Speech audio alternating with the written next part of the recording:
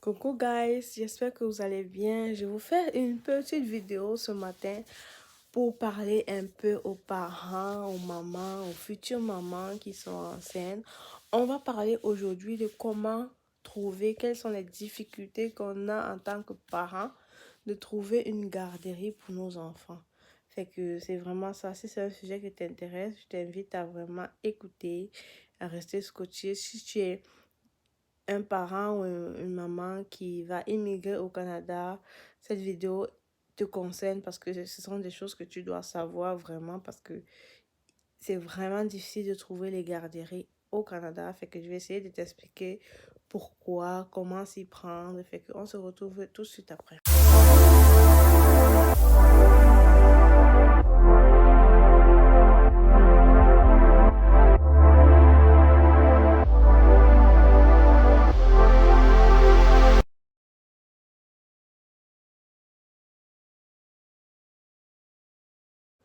Fait que c'est ça, comme je t'ai en train de dire, j'espère que tu as écouté le sujet d'aujourd'hui.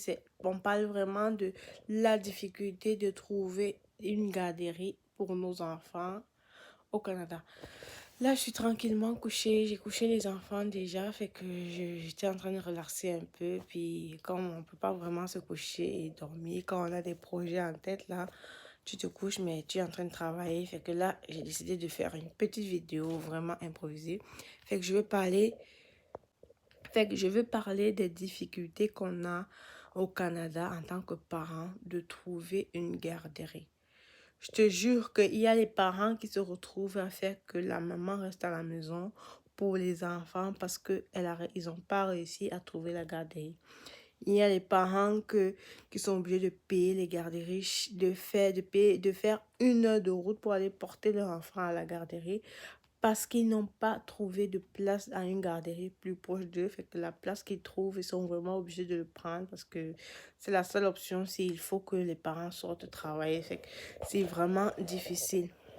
Fait que c'est ça, c'est quelque chose que tu dois vraiment savoir. Pourquoi j'ai fait cette vidéo, je vais vous expliquer.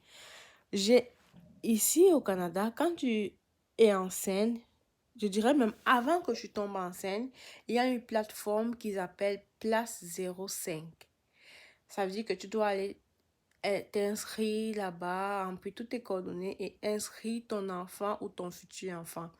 Les Québécois, les Canadiens, ce qu'ils font, ce qu'ils le font, tu as la possibilité d'inscrire l'enfant maximum 1 an avant que tu ne prévois accoucher. Donc, si on est en 2023, que tu planifies que bon, en 2024, je vais tomber enceinte, tu peux déjà, à cette année, planifier, aller sur place 05 et inscrire ton enfant, même si tu n'es pas encore tombé enceinte, mais tu peux le faire 1 an avant de tomber enceinte. Fait qu'après ça, au fur et à mesure, ils te font faire la mise à jour, jusqu'à ce qu'au moment donné, tu déclares que tu as accouché. Donc, du jour où tu inscris l'enfant à la garderie, pas à la garderie, le jour où tu inscris l'enfant à la place 05, tu as 2 ans pour valider que l'enfant est né. Fait que 2 ans, ça veut dire quoi? 1 an avant de tomber enceinte et ils ont mis 1 an pour la grossesse. Fait que c'est ça au fur et à mesure. Fait que dis-toi que pourquoi j'ai décidé de faire cette vidéo? Moi, j'ai inscrit mon premier garçon à la place 05. J'étais à 2 mois de grossesse. 2 mois. J'ai fait combien de mois de grossesse? J'ai accouché de mon premier 1 mois avant terme. Fait que j'ai fait 8 mois de grossesse. Et que ça fait déjà 6 mois parce que j'ai inscrit 2 mois après que je sois tombée enceinte. Ça fait 6 mois. Mon plus vieux, il a eu 1 an en juin. Après ça, il a eu 1 an et demi en décembre. Fait qu'actuellement, il est à décembre, janvier, février, mars. Il est à 1 an et demi plus 3 mois. Il est à 21 mois. C'est seulement cette semaine que j'ai reçu un appel de la garderie. d'une garderie, ben, j'ai inscrit, parce que quand tu vas dans la plateforme, tu t'inscris, tu peux sélectionner plusieurs garderies et tout. Tu te mets, ils te mettent sur la liste d'attente jusqu'à ce qu'ils vont avoir une place qui va se libérer. Ils vont t'appeler. C'est seulement cette semaine-ci là que j'ai reçu l'appel d'une garderie pour me dire qu'ils ont une place pour mon fils. Ça veut dire que, imaginez si moi je n'étais pas éducatrice. Parce que quand nous on est éducatrice, quand tu travailles comme éducatrice, tu es prioritaire là où tu travailles. Dans la garderie où tu travaillais avant de tomber enceinte, ton enfant est prioritaire, il ne passe pas les listes d'attente et tout, il est obligé d'entrer directement, on le met, on le donne une place. Sauf que la garderie où moi je travaillais avant, c'était pas une garderie subventionnée. Fait que les garderies subventionnées, le prix est réduit, c'est 8 $ par 8,50 $ par jour. Alors que c'était une garderie privée, les garderies privées, c'est plus cher. Fait que tu te retrouves en train de payer beaucoup. C'est seulement la semaine passée qu'un CPE m'a appelé, c'est-à-dire qu'une garderie subventionnée m'a appelé pour me proposer une place pour mon plus vieux, qui a aujourd'hui presque 2 ans, il aura 2 ans en juin. Ça veut dire que tout ce temps-là, on s'entend que le congé parental finit en maximum 1 an après 1 an d'accouchement. Ça veut dire que je serais restée à la maison encore parce que je n'ai pas trouvé la place. Et ça, j'ai même eu la chance. Parce qu'il y a les parents qui sont à la maison. Je te dis, je connais tellement de parents qui sont à la maison que les deux parents décident que un reste à la maison juste pour s'occuper des enfants parce qu'ils n'arrivent pas.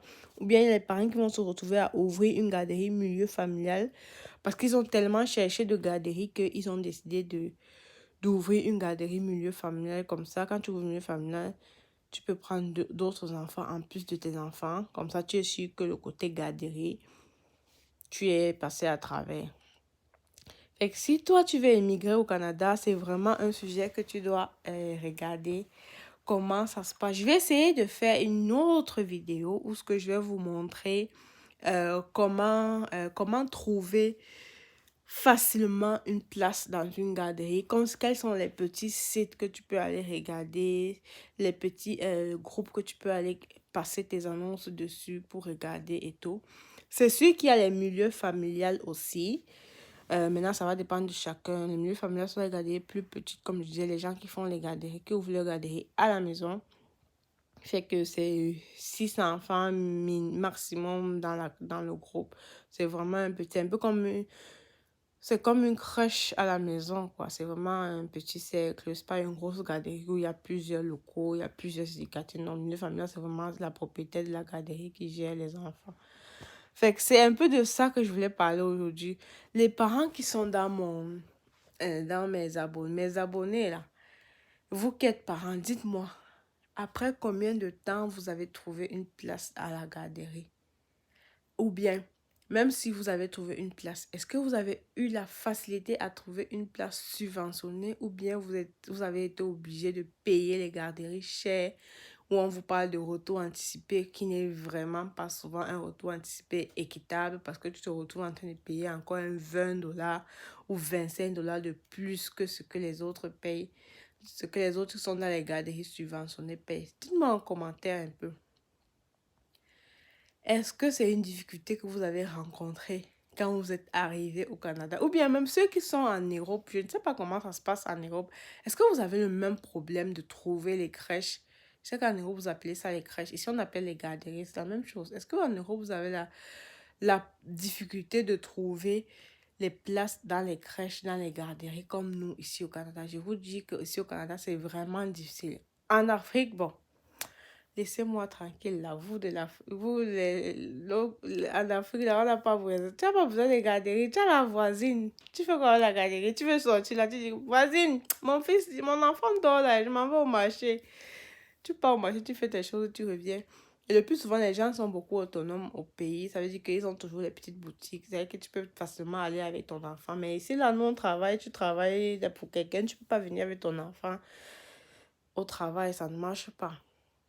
Donc, laissez-moi ça en commentaire. Laissez-moi savoir. Est-ce que c'est quelque chose que vous avez aussi eu la difficulté avec ça? Je vais essayer de faire... pas que je vais essayer. Je vais faire une autre vidéo où je vais vraiment prendre mon ordinateur et puis je vais vous montrer en arrière-plan comment s'inscrire à la page 05 pour les nouveaux, pour ceux qui viennent d'arriver, qui ne connaissent pas.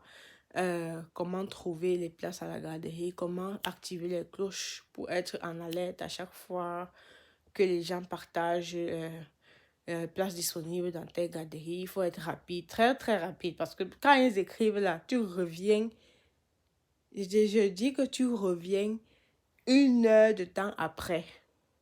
Il y a déjà plus de 1000 commentaires, tellement il y a les places à manque. C'est pas possible. Fait que c'est ça, c'est un peu de ça que je voulais parler aujourd'hui. Fait que merci d'avoir regardé la vidéo. On se retrouve. C'était vraiment une vidéo improvisée. C'était vraiment pas quelque chose que je voulais parler. J'ai juste pensé à ça comme ça. Je me suis dit, bon, je prends ma caméra et je parle de ça et puis c'est tout. Fait que merci d'avoir regardé la vidéo. On se retrouve une autre prochaine fois pour une autre vidéo. Bisous, bye.